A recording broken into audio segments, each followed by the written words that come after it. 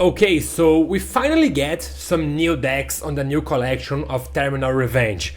We get 5 new very interesting decks, and today I'm gonna talk a bit about all of them, being GENEX, being Ritual Beast, the new INFERNOID, the new YUBEL, and the new Ice Barrier, but I mean Sprite, because the pure Ice Barrier isn't a very real deck. I'm gonna talk about sprites. You're gonna see, wait.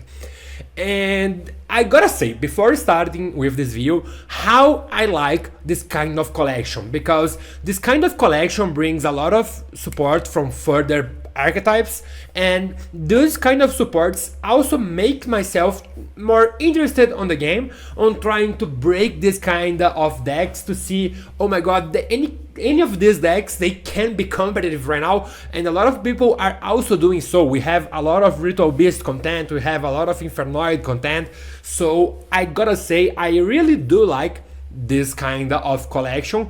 And well, today I'm gonna talk about all these 5 decks. Before starting and talking about these decks, I will ask you guys to please subscribe in this channel, to please share this channel with your friends, to please give me a like, give me a comment down below, because this will help a lot to keep growing up my channel. With that being said, let's start with GENEX, a deck that never had a good support, and now it's kinda decent. Let's see. Okay, so if you don't know what any of these cards do, I'm not blaming you. So, all the normal summons, they are kinda cycle between themselves. These 11 monsters, when they are normal summoned, they are gonna add a GENEX monster from your deck to your hand. The level 4 adds you a level 1 GENEX, the level 3 adds you a level 2 GENEX, the level 1 adds you a level 3 GENEX, and the level 2 adds you a level 4 GENEX from your deck to your hand.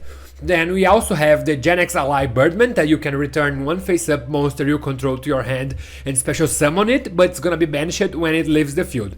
Then we have the 2 new supports from main deck, Air GENEX Tearing. Tearing doesn't have any kind of very good effect. The most important thing is that it's a level 2 turner.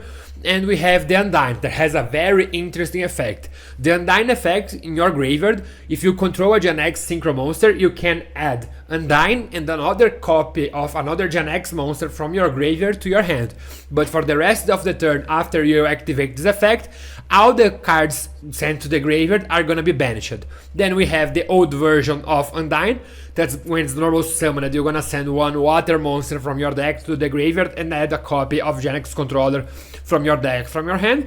GENEX Controller is just a brick, but it's also a turner, so this is kinda important. And then we play a heavy count of cards to protect your play from getting any kinda of hand trap, because one of the most important supports of this collection is the new Link monster, Repaired GENEX Controller. Asks as material 1 level 4 or lower GENEX monster. You can only special summon this monster once per turn, and when it's link summoned, you can add 1 GENEX monster from your graveyard to your hand, and once per chain, if a GENEX monster is added from your hand except by drawing it, you can immediately after this effect resolves, normal summon 1 GENEX monster, and also you cannot special summon monsters from the extra deck for the rest of the turn except by a synchro summon using a GENEX stunner as a material. So the idea here is that none of these monsters are once per turn, and neither is the link effect. So you're gonna loop yourself on this effect, and then you're gonna have the access for a very big pool of good synchro monsters. For example, we have the Draco Berserker, we have the Herald, we have the Dispater, Omega stuff. A lot of very good ones, and we also have the new GENEX Synchro. Asks you a Dark Turner and 1 plus more non-turner monsters, and when your opponent activates a monster effect, you can banish 1 monster from your graveyard with the same attribute as that monster to negate that effect and to destroy the card, but you can only ban 1 of each attribute per turn. So if you banish a dark, you cannot banish a second dark GENEX from your graveyard. And all of them, they all have different types. So you have a fire, you have a wind, you have lights, you have plenty of negates with this card. And a second very important effect, once per turn you can target up to 6 of your GENEX monsters with different attributes that are banished and or in your deck, and you're gonna shuffle them back to your deck, and then you can destroy up to that many cards in the Spelltrap zone. By that I mean the Destruction of spell trap cards are optional, so you can just shuffle yourself to get more resources in your deck. Let me show you guys how this combo works. I'm gonna start here with the GENEX Magma, but could be any of the 11 normal summons because they all get themselves to play and you're gonna make the full combo, doesn't matter how. Well, we start with the normal summon with effect, adds to your hand the level 2, and then you make the link gets back Magma, and since a GENEX is added to your hand, you can normal summon another GENEX immediately. So level 2 gets you level 4 gets you level 1, and this is because you keep triggering your link effect to summon back. So you're gonna summon Undyne, and Undyne is gonna send the new Undyne to the graveyard, and then here you're gonna make DeLorean. This is a very important point, because the effect of DeLorean is basically gonna return all the 3 GENEX you had in your main monster zone to your hand, and this is also gonna let you trigger your copy of repaired GENEX controller. That's gonna trigger the effect, and again you normal summon, but now you add your GENEX ally Birdman, and then you normal summon to get Turing, you normal summon to get another of the level 1, and here you normal summon Turing just because it's a turner, so you get into a TG Hyper Librarian, and then at this point your GENEX ally Birdman effect is gonna be used, you're gonna return to our hand, and since a GENEX monster is returned to your hand, you are gonna be able to use the link effect again. You guys get it, how strong this play is, how you're gonna use this effect infinite times. That's why it's so important to try to make your monsters unaffected, because if your Link's monster get interrupted, you are gonna lose this game. So that's why it's very important to protect this card from all the kind of interactions from your opponent. And then here, you are just gonna keep looping these kind of interactions with Ally Birdman. You are gonna go for the Synchro, and then you're gonna get another copy of Birdman, you're gonna normal summon to get the level 1. This Synchro will also be able to shuffle one copy of your Birdman there, so you get another plus, another normal summon to search for another copy of GENEX ally Birdman. You could also have shuffled any kind of GENEX from your graveyard, but I don't think that's interesting because you are gonna use all of them to make your resources. You're gonna banish Omega, you're gonna use the Spatter, summon Omega again, and that's basically it. Right now, GENEX is a very interesting deck because, as you guys can see, you can get barely to any kind of field with Synchro monsters.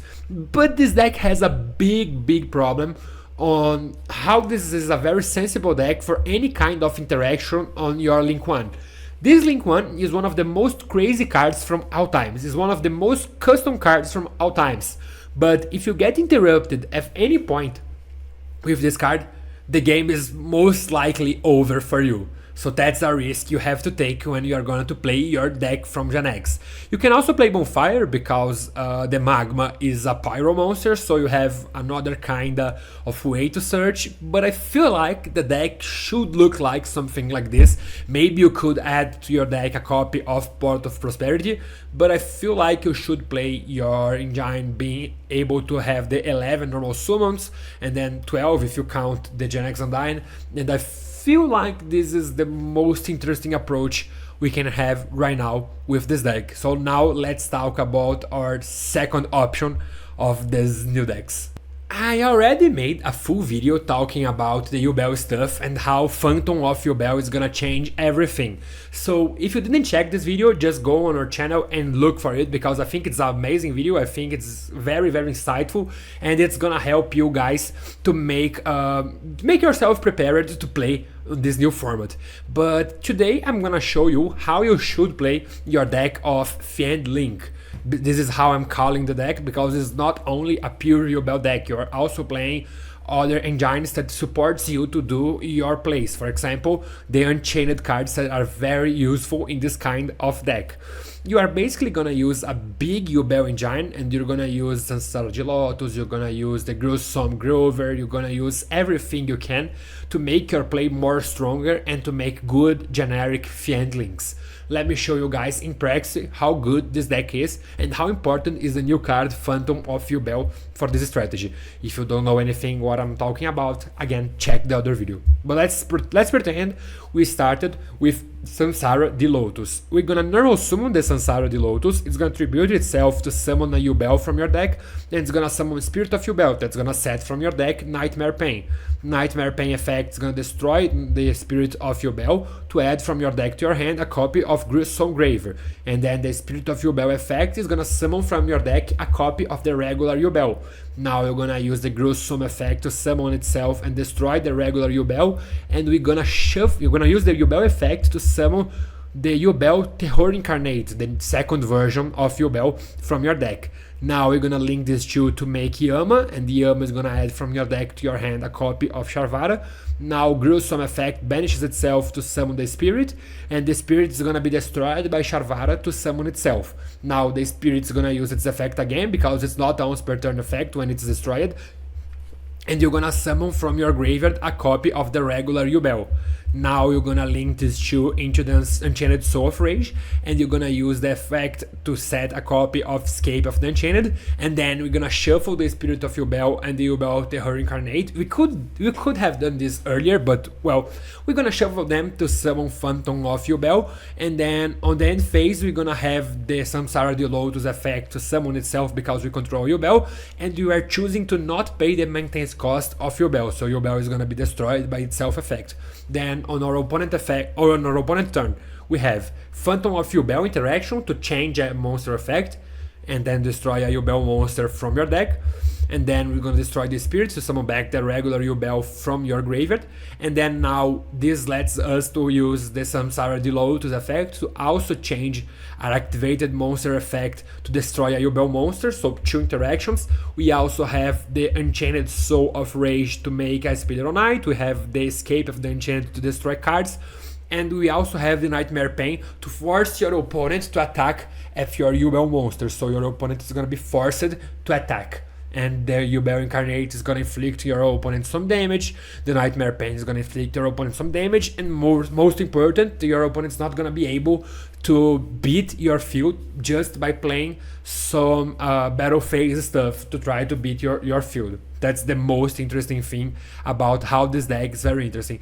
And I gotta say, I don't know if this deck is good enough right now because we have Snake Eyes on the format, but I feel like this is the kind of deck to keep an eye on it. Buy your copies of Phantom of YUBEL and keep an eye on how good this deck will become, because I feel like there is a lot of good hiding potential in this deck. Well, if you come here to watch Ice Bear here full combo, Edo Pro combos, I'm sorry, that's not what I'm gonna show you guys. Because right now, in my opinion, and I can be wrong, I could be wrong about this, but I feel like the pure Ice Bear here deck isn't good enough. Like, yeah, has some kind of good interactions, has some kind of fun interactions, but I don't feel they are good enough. I feel they are decent at their best. But there is one card that's gonna change everything for sprites, and this card is the Mirror Magic Master. Basically, what you have to know about this card is it's our Aqua, it's a Tunner, it's level 2, and when it's sent to the graveyard, you're gonna add one Ice Barrier card that is banished or in your deck to your hand, except another copy of themselves. And the cards you're gonna add with them is Freezing Chains of the Ice Barrier. There's a card that is, when it's activated, you're gonna summon back your copy of Mirror Magic. And do you know any kind of card that sends a level 2 Aqua monster from your deck to your graveyard? Oh my god, it's almost like these frog cards. They had a card called Running Toading that got banned, so you can't make your Totally Awesome. Crazy to see, right? And this is the most interesting part, because now your sprite deck has another starter, because now Swap Frog is one card combo if you're playing the Almirage package, because you can go for Gigantic, you can go for Sprite Sprint, and also this is an extender if you draw it with the Nimble Angler. And on top of that, gives into your deck the possibility to play with the Totally Awesome back again, because this is one of the best interactions we have currently on the game, the Negate plus Destroy. And this is something that's not gonna be, it's gonna be very useful in your deck, because it doesn't depend on you hard drawing the Swap Frog, because you can summon it from Gigantic, you can special summon it from your hand, you don't even need to use it, but gives you the possibility to use them and to also grind on the effect on the negate from Totally Awesome. Let me show you guys how this card changes everything. In this hand, I'm gonna show you guys of Subfrog plus either Jet, either Sprite Starter, either Sprite Blue, and we have plenty of other combinations that also gives you a lot of new combo opportunities.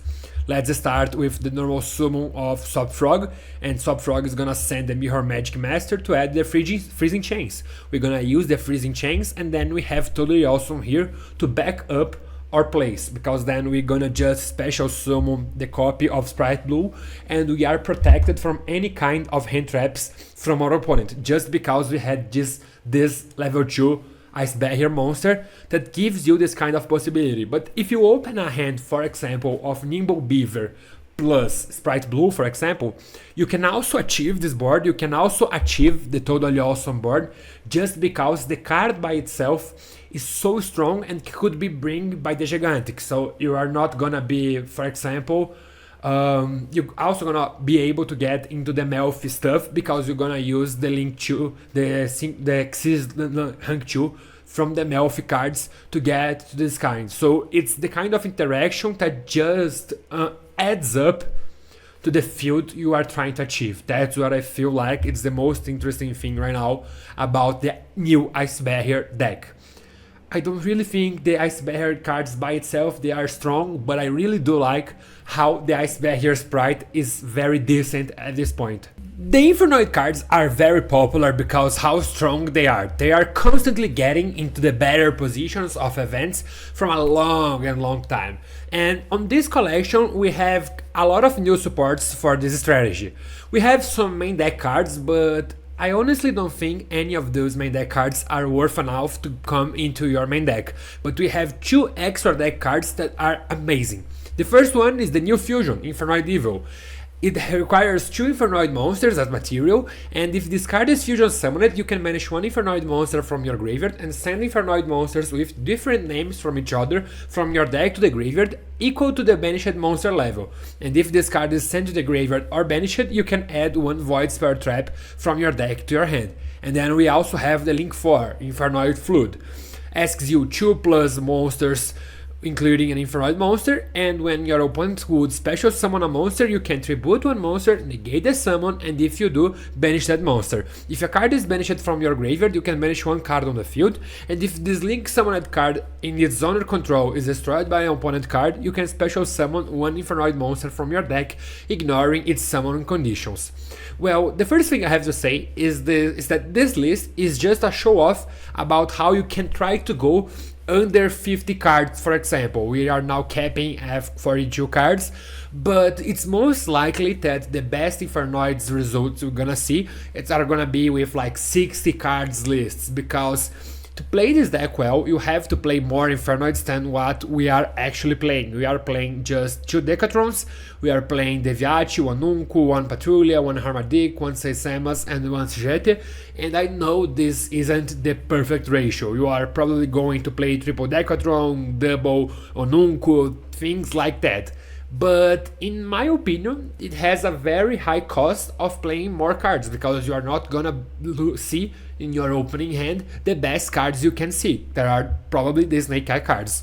Of course, being a level 1 fire is very helpful for this strategy, because Decatron being the starter and a level 1 fire monster also lets you play your Snake Eye strategy and also your Jabel Star package to get you into your Decatron. It's amazing, it's very powerful, but you could use other kind of engine. You could use, for example, Nadir Servant to send from your extra deck to your graveyard a copy of Infernoid Evil. You have a lot of possibilities that gets you into your play, and that's why I think this deck has a lot of potential, because the sky is the limit for this kind of deck, because you're gonna make your full infinite combos with multiple negates, and you are also gonna be using a lot of the best cards of the format, like the Snake Eyes. We're gonna use the Jabel Stars, but we are also gonna use a lot of the craziest board breakers we have on the game.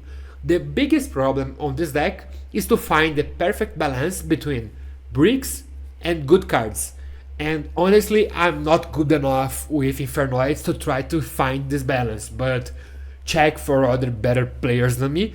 Here I'm just gonna show you guys what this deck can achieve. For example, with just one copy of Snake Eye Ash. Have in mind that one copy of Snake Eye Ash on the pure version of Snake Eye gets you into Apollousa and IP Masquerena with Field Spell and with Flamberge on the main monster zone. So we have to see if it's that good enough to do with just Snake Eye Ash. Well, we go for the normal summon of Snake Eye Ash, adds Poplar, Poplar adds original Sinful Spoil, and here we're gonna use the original Sinful Spoil pitching Poplar, and we're gonna summon the Decatron and use the Decatron Chainlink 1, Poplar as Chainlink 2. The Decatron is then gonna send an Infernoid monster from your deck to your graveyard, and gonna send you a copy of Seisemas. Now we're gonna use Snake Eye Ash effects and itself plus Decatron to summon a copy of Oak, and Oak effect is gonna summon back your Decatron. Your Decatron is gonna send another Infernoid monster from your deck, and then now we're gonna get into the Flamberge. The Flamberge with Snake Eye Oak, it's gonna be linked off to make the Proxy F Magician. If you don't know what this card do, it basically lets you make a fusion summon by its own effect, so you don't need to hard draw Polymerization, for example. This is the way on this deck that we are trying to achieve to make the Infernoid evil.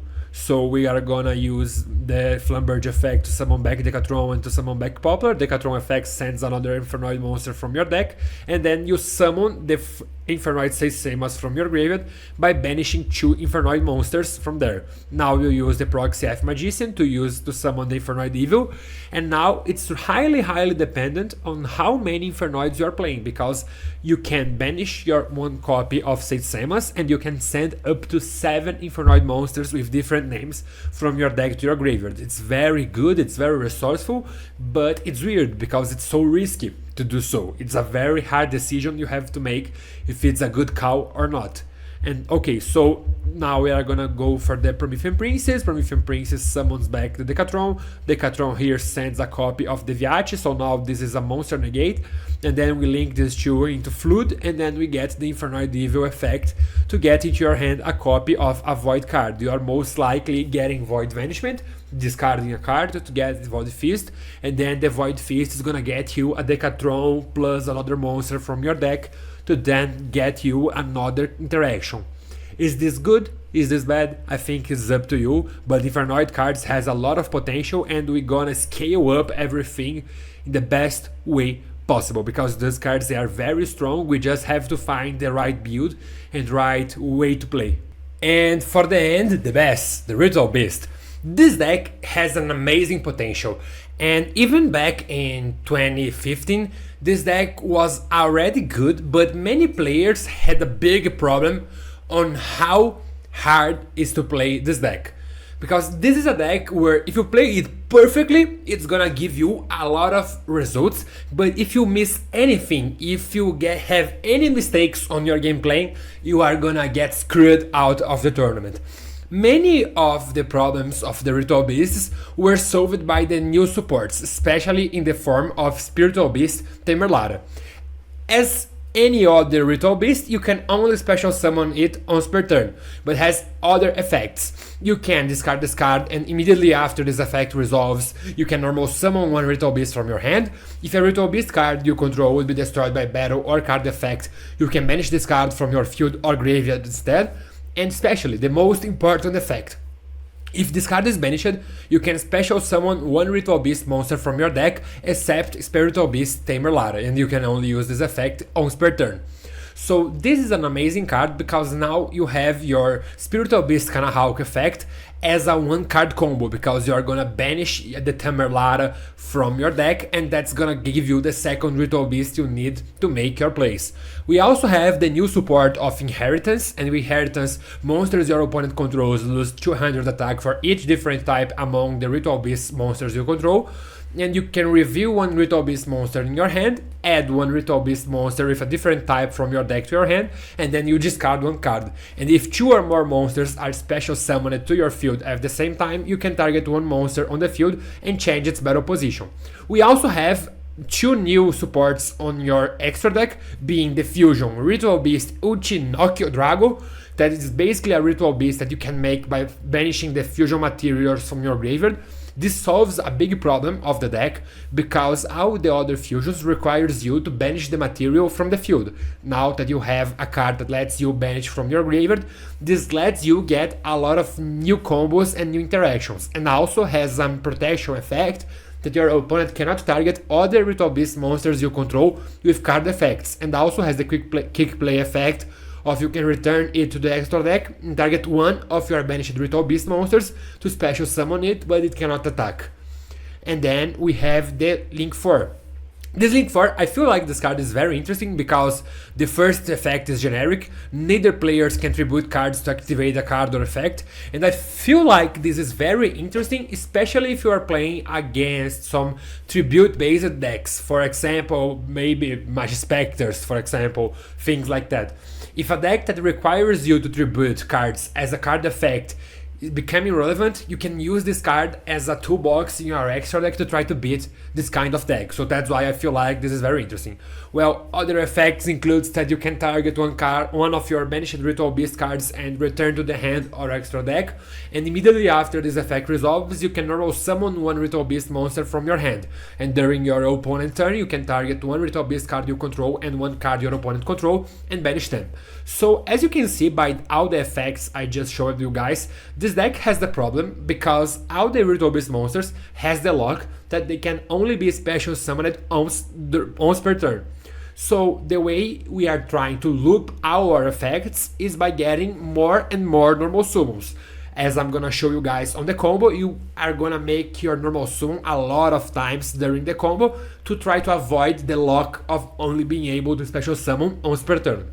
But more important than that, this list is just a show off of how you can play a pure version of the deck. Many players are, for example, playing 2 copies of Steeds because you can search it on your combo, and many players are also playing cards like Infernal Flame Banshee to add a copy of Nemesis Flag, and Nemesis Flag then being able to add from your deck to your hand your copy of Nemesis Protoss, or maybe Nemesis Corridor to make yourself able to go for Thunder Dragon Colossus. I feel like all these possibilities, they are amazing, and I feel like you are most likely going to play the Protoss because it helps you a lot over your plays. But first, let me show you what is the one card combo playing like the pure version of this deck. We're gonna start with one copy of Spiritual Beast Kanahawk, and we're gonna normal summon it, and normal summon of Kanahawk effect is gonna banish the new Tamerlara from our deck. Effect is gonna summon the old version of Tamerlara from our deck. Then we're gonna banish them both to make Kanahawk, and we are going to use both effects of Kanahawk. The first effect lets us target 2 of your banished Ritual Beast cards and return them to the graveyard, and then adds 1 Ritual Beast card from your deck to your hand. And it also has a quick play effect that's going to return itself to the extra deck, targets 2 monsters banished, 2 Ritual Beasts banished, 1 Tamer and 1 Spiritual Beast, and gonna special summon them back. So we are gonna target 2 of them, and then we are gonna try to chain the Kanahawk to target other 2, but then one of them is gonna be in common, because you just need to take back 1 card from your banished pile to your graveyard to being able to add. You don't need actually to get the 2 back to the graveyard. So that's what we are gonna do right now with Kanahawk. We are gonna chain both effects, and then we're gonna come back the Kanahawk and the Tamerlara, and then the old Tamerlara goes to the graveyard and adds to your hand a copy of Tamerwen. Since the Kanahawk was summoned again, we can use the effect again to banish Rampengu, and here we are going to make the Link 2. This Link 2 has an interesting effect. It's gonna banish a Ritual Beast card from your graveyard to get you a normal summon, so we are gonna normal summon the Tamerwen, and the Tamerwen effect is gonna target a Ritual Beast banished monster and special summon it. We are gonna special summon the Rampengu, and Rampengu effect is gonna banish a copy of Uchikimun Falcos to send from your deck to your graveyard a copy of Spiritual Beast Tamerwind. Now we're gonna banish these 2 to summon a copy of Kanahawk again, and we are gonna go for the new fusion, the Ulti Nosho Dragon, by banishing the Tamerwind and the old version of Tamerlara. It's important to say that cards like the Tamerwind, for example, they are Spiritual Beast Tamerwind, so it can be used as both materials. You can use it as a Ritual Beast Tamer or as a Spiritual Beast to make your fusion summons. It's up to you to decide which is the better option for each play. So now we go for the Kanahawk play again. We're gonna use the 2 effects right now to put the link 2 back to graveyard and summon this 2 back, and then we're gonna get the Ritual Beast Tamer Elder from your graveyard, from your deck to your hand. And now we're gonna use the link 4 effect. It's gonna grab us back your Kanahawk, and gonna normal summon the Elder. Elder gains you another normal summon, so we're gonna normal summon Kanahawk again. And if you normal summon again, we're gonna use the effect again to ban a Pelio from your deck. And now we go for another copy of Kanahawk. Kanahawk again using both effects gets us the Steeds. And this is basically where the combos can differ by itself, because now we can go for another Kanahawk, for example, and try to search the second copy of Steeds. We can search for Inheritance, we can search for Bond, we can also go for IP Masquerena. It's all up to you. I just want to show you guys how hard it is to play this deck, because you have to constantly keep track of yourself, of which monsters you already made the special summon, and you have to play it like a machine. You have to be a perfect player of Ritual Beast. So that's a thing that I feel like is gonna scare some players. It's not gonna make some players want to play Ritual Beast, but it's a very good thing of a deck, because if you play it well, if you build it well, and you are playing it very optimally, you are gonna have big results with this deck. And well, with that being said, I think this is the video. We talked about the 5 best decks for the new collection of Terminal Revenge. If you liked this video, please give me a like, please give me a subscribe, give me a comment down below. Everything will help a lot to keep growing up this channel, this project in English. With that being said, thank you for your view, and see you next video. Goodbye.